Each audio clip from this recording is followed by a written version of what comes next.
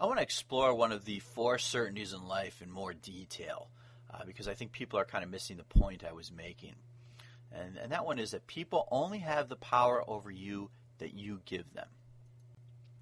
Now, that doesn't mean that you don't have to do what your boss says or listen to him simply because he's spastic and he's a jerk and always yelling. Yes, you can quit your job. Yes, you can look for another job while you're working there and not have to put up with him much longer. So you do have that ability, and you can limit his power that way. But what I'm talking about is what happens when you leave your office. Okay, outside your office, your boss doesn't have any power over you outside the workday. When you go to a movie that night after the boss has yelled at you, and you can't enjoy the movie or dinner or whatever else is going on because you're so upset about your boss. Now what you're doing is you're giving your boss power over other aspects of your life, power he doesn't have. That's what I mean when I say that people only have the power over you that you give them. And we tend to give people a lot of power. It's one thing to spend a few minutes complaining after work about your boss. Okay. But it's another thing when you let it ruin an entire weekend away. Or, you know, you're checking emails, you're doing things, you're complaining, you're griping.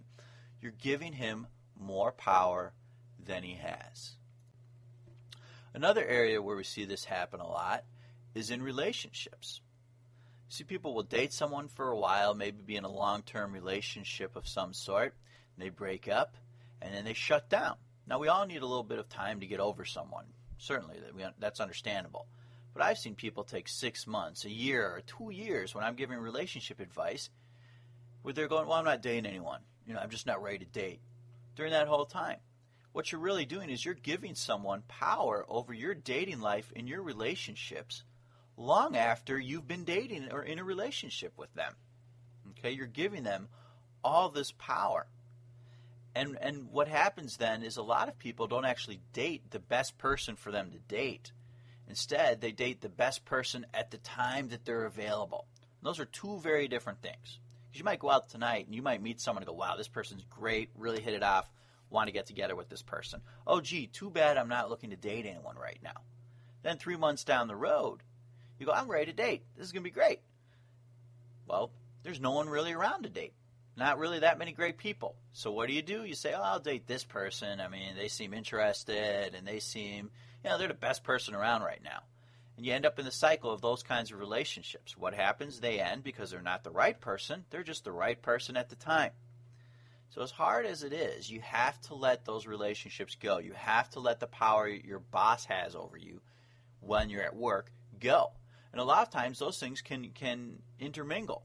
If you're giving your boss a lot of power and you're complaining about it all the time, well, that can have a huge impact on a marriage or relationship or a relationship with your children.